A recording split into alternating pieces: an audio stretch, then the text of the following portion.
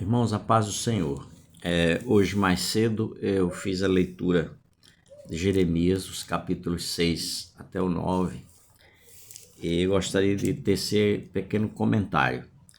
Em primeiro lugar, situar Jeremias. Jeremias ele fez a sua profecia antes da queda de Jerusalém, e de povo de Judá ter sido escravizado pela Babilônia.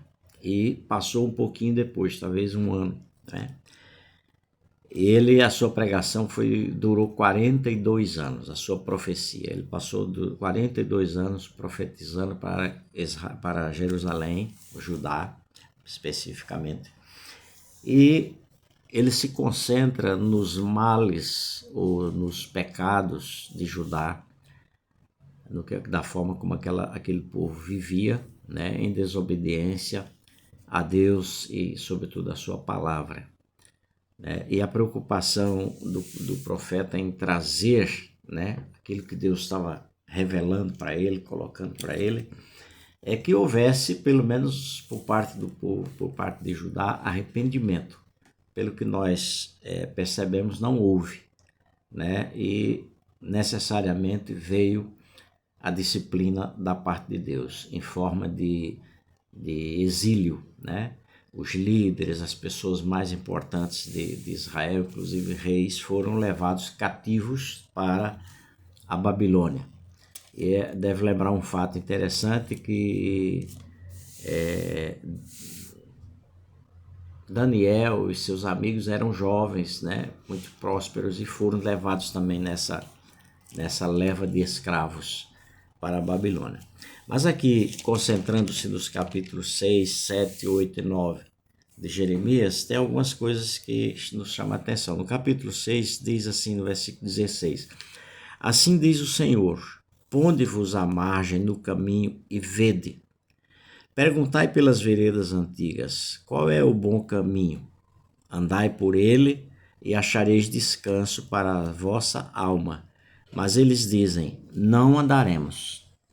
Então isso me levou rapidamente, a muitos anos na frente, já no ministério de Jesus, quando ele se apresenta e diz, eu sou o caminho, a verdade e a vida. E ninguém vem ao Pai a não ser por mim. Jeremias está aqui profetizando para aquele povo a necessidade de se escolher um caminho, se for a parte de se escolher um caminho que vai terminar em descanso para as vossas almas. E aí nós vemos Jesus também em Mateus 11, 28 a 30, dizendo, vinde, vós que estáis cansados, sobrecarregados, oprimidos, e eu vos aliviarei. Tomai sobre vós o meu jugo, e aprendei de mim, porque eu sou manso e humilde de coração, e achareis descanso para as vossas almas. Então há uma conexão muito forte entre isso que Deus está propondo através do profeta Jeremias para aquele povo, um caminho de descanso, com o nosso caminho, que é Jesus. O nosso caminho, verdade e vida, que é Jesus. Então isso me chamou muita atenção na leitura do capítulo 6, e passando para o capítulo 7, ele enfoca a questão de que o templo ele não protege o iníquo. O fato de você estar na igreja, se não tiver havido novo nascimento, se não tiver havido mudança de mentalidade, renúncia do pecado, essa coisa toda, o templo não vai fazer diferença na sua vida. O templo não tem esse poder. Você pode estar dentro da igreja, como aqui ele fazia referência ao templo de Jerusalém, você podia estar dentro do templo, fazendo todas aquelas exigências litúrgicas, sacrifícios e outras coisas mais, entrega de dízimo, mas isso não queria dizer que você estava seguro, se você ainda estava preso à iniquidade, ao pecado, ao engano, ao erro. E é sobre isso que Deus vai advertir, de que ele vai punir a nação por causa dos seus pecados. E um dos principais pecados, nós vamos ver mais adiante, é o pecado da idolatria, que é a idolatria é colocar alguém, né, no lugar de Deus ou no intermédio, né, no intermediário. Então, no capítulo 7, assim, no versículo 3, assim diz o Senhor dos Exércitos, o Deus de Israel: emendai os vossos caminhos e as vossas obras, e eu vos farei habitar neste lugar. Então, Deus faz uma proposição que, se houver conserto, né, estaremos com ele. Não só o Jerusalém e Judá daqueles dias, mas nós, hoje, né, precisamos estar de caminho consertado, caminho emendado para estar na presença de Deus. Aí ele diz: não confieis em palavras falsas, dizendo: templo do Senhor, templo do Senhor, templo do Senhor é este. Mas se deveras emendares os vossos caminhos e as vossas obras, se deveras praticares a justiça, cada um com o seu próximo, se não oprimir os estrangeiros, os órfãos, as viúvas, nem derramar sangue inocente neste lugar, nem andar após outros deuses para vosso próprio mal, eu vos farei habitar neste lugar. Então, há uma série de advertências aqui de uma vida reta na presença de Deus, né, para que Deus também esteja nos abençoando. Não é só estar no templo, não é só estar na igreja, não é só estar no grupo, né? No versículo 8 em diante, ele diz, ainda do capítulo 7, ele diz: eis que vós confiais em palavras falsas, que para nada vos aproveita.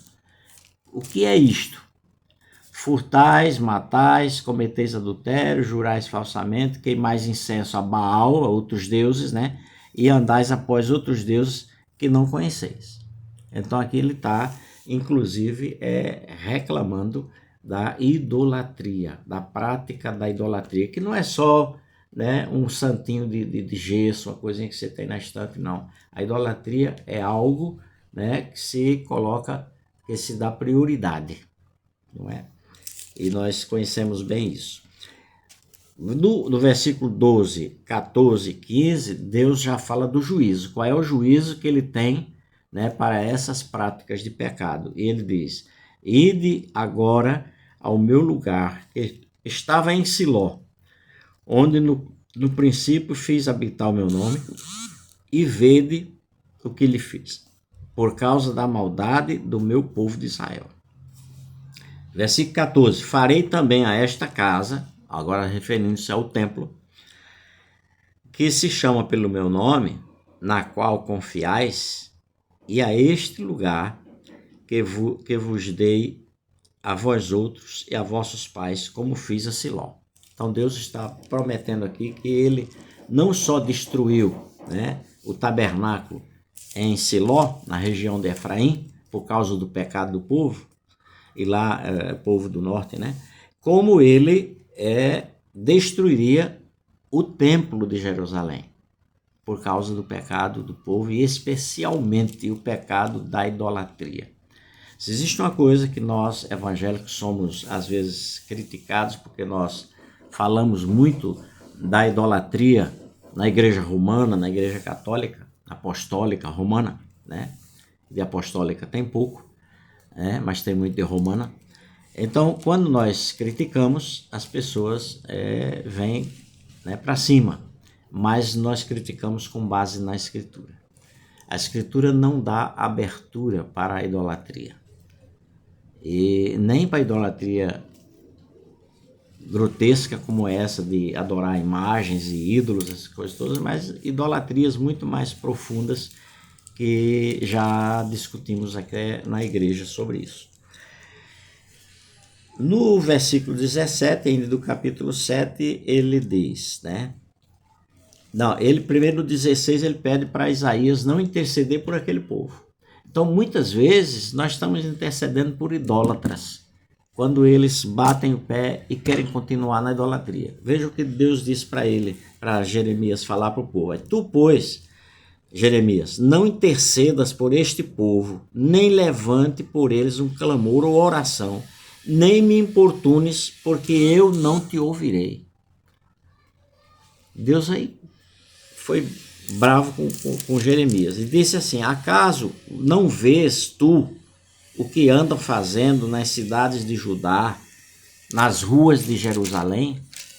Os filhos apanham a lenha, os pais acendem o fogo e as mulheres amassam farinha para fazerem bolos à rainha dos céus e oferecem libações a outros deuses para me provocar a ira. Então, a história da rainha dos céus, irmãos, é muito antiga. É do tempo, né? Lá, aqui Jeremias está falando aí cerca de 600 anos antes de Cristo. Já havia um culto idólatra, um culto pagão, né, a uma deusa que eles consideravam a rainha dos céus. E o catolicismo, na sua ignorância medieval, né, cunhou esse termo para Maria, mãe de Jesus, e chama Maria rainha dos céus.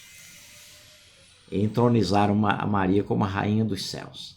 E a partir daí, toda a doutrinália católica, né, foi acumulando e acumulando mais desvios da palavra de Deus, ignorando a palavra de Deus. E se nós analisarmos esses quatro capítulos que eu li, nós vamos ver que a guerra aqui de Deus é exatamente porque aquelas pessoas de Jerusalém, de Judá, haviam ignorado a palavra de Deus. Vocês não me ouvem mais, vocês não dão mais atenção à minha palavra, né? Vocês fazem o que vem no coração. E o próprio Jeremias vai dizer na frente que o coração do homem é totalmente enganoso. O coração do homem é totalmente enganoso. Nós não podemos confiar no nosso coração, porque os desejos carnais vão brotar aí. E então toda a temática aqui é sobre isso, que o povo não dava mais ouvidos à palavra de Deus, que o povo deixava para lá e fazia, né, as coisas conforme o desejo do seu coração. Depois dele dizer isso, do que os filhos e os pais e as mães faziam em favor da rainha dos céus, ele diz: acaso é a mim que eles provocam a ira, diz o Senhor, e não antes a si mesmos, para a sua própria vergonha? Portanto, assim diz o Senhor Deus: eis que a minha ira e o meu furor se derramarão sobre este lugar, sobre os homens, sobre os animais, sobre as aves do campo, as árvores do campo e sobre os frutos da terra, arderá e não se apagará. Veja como Deus não tolera a idolatria. Lá em Isaías 42, se não me engano, ele diz assim: eu não dou a minha honra a outrem, nem a minha glória divido com ninguém. Então a gente precisa, né, abrir o olho nessa parte. Ainda mais à frente, no capítulo 7, né, nós achamos aqui: mas isto lhe ordenei, dizendo: dai ouvidos à minha voz, ou seja, à minha palavra, e eu serei o vosso Deus, e vós sereis o meu povo. Andai em todo o caminho que eu vos ordeno, para que vos vá bem. Então Deus está aqui, através de Jeremias, aconselhando ao povo a buscar a palavra, a viver a palavra, a construir um caminho baseado na palavra, e Deus promete abençoá-los. Você quer ser abençoado? Você quer ser abençoada? Fique na palavra. Fique com a palavra. Quando eu estava ainda na igreja romana e eu comecei a ser evangelizado, e eu comecei a surgir as minhas dúvidas lendo a respeito de idolatria, e foi surgindo dúvidas, e eu perguntei ao pastor Cláudio, que me evangelizou, e eu perguntei: pastor, eu tenho tanta dúvida sobre isso. Ele disse: Edinaldo, continue lendo a palavra. O Espírito Santo, que é o autor da palavra, ele vai esclarecer todas as suas dúvidas na sua mente, o Espírito Santo, porque a palavra de Deus é poderosa, irmãos. E foi assim que aconteceu. Eu me livrei da idolatria, me livrei de todas as outras coisas e muitos outros pecados por conta da palavra de Deus, que é fiel, inerrante e poderosa. Amém? Ele ainda diz aqui, Judá é rejeitado por Deus. Então, no versículo 30 do capítulo 7, ele diz, porque os filhos de Judá fizeram o que é mal perante mim, diz o Senhor, puseram os seus ídolos abomináveis na minha casa, na casa que se chama pelo meu nome, para a contaminarem. Edificaram os altos de Tofete, que está no vale dos filhos de Inom, para queimar os seus filhos e as suas filhas, o que nunca ordenei, nem me passou pela mente. Então, Deus está aqui apontando o pecado daquela gente que, né, avançou além da idolatria, no serviço a outros deuses, como é o caso aqui do Vale de Inom, que eles sacrificavam as crianças, sacrificavam os filhos, copiando, né, práticas do paganismo, copiando práticas dos povos que cercavam Israel naquela época. E eles estavam fazendo as mesmas coisas. Então Deus abomina essas coisas e ele traz a lembrança deles, né, que nunca ordenou, nem lhe passou pela mente fazer tal exigência, né? Portanto, eis aqui o juízo de Deus. Ele diz, portanto, eis que virão dias, diz o Senhor, em que já não se chamará Tofete, nem vale do filho de Inom, mas o vale da matança. Os mortos serão enterrados em Tofete, por não haver lugar. Os cadáveres deste povo servirão de pasto às aves do céu e aos animais da terra, e ninguém haverá que os espante. Farei cessar nas cidades de Judá e nas ruas de Jerusalém a voz de folguedo e de alegria, a voz de noivo e de noiva, porque a terra se tornará desolação. Quão grave é o pecado da idolatria, irmãos, que atrai todas essas desgraças da parte de Deus, né, naqueles dias para Judá e Jerusalém. No capítulo 8, eu achei importante, né, a dor do profeta, por causa da ruína do povo. O profeta estava profetizando e estava vendo que o povo estava indo cada vez de mal a pior, não é? Ele diz no versículo 19, eis a voz do clamor da filha do meu povo de terra muito remota. Não está o Senhor em Sião? Não está nela o seu rei? Por que me provocaram a ira com as suas imagens de escultura, com os ídolos dos estrangeiros? Passou a colheita, findou o verão e nós não estamos salvos. Que situação horrível. Passou a colheita, passou o verão, né, 2 fases da vida, do ano, e ele diz, nós não estamos salvos, porque estavam atolados até o teto com o pecado da idolatria, com o pecado de desvio. Só Deus deve ser adorado, só Deus deve ser servido. Só Jesus é o único mediador entre Deus e os homens, e não há outro nem outra.